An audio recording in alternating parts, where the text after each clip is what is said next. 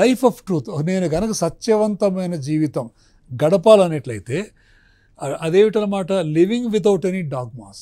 ఎటువంటి బయాస్ ఉండకూడదు మనకి. సత్యాన్ని సత్యంగా స్వీకరించాలి, ఫ్యాక్ట్ని ఫ్యాక్ట్గా స్వీకరించాలి.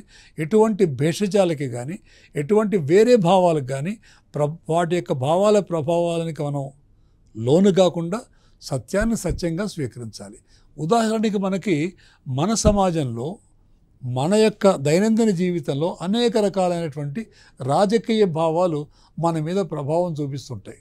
అలాగే రకరకాల మతాలు వాటి ప్రభావం కూడా చూపిస్తుంటాయి.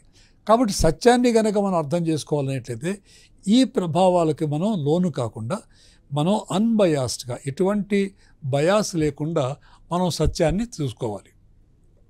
సో కాబట్టి మనం మన జీవితాంతం కూడాను ట్రూత్ సీకర్స్గా ఉండాలి, సత్యాన్వేషకులుగా ఉండాలి. అందుకనే గాంధీ తన యొక్క ఆటోబయోగ్రఫీ, జీవిత కథ ఏదైతుందో దాన్ని సత్యాన్వేషణ, the story of my experiments with ట్రూత్గా ఆయన పేర్కొన్నారు.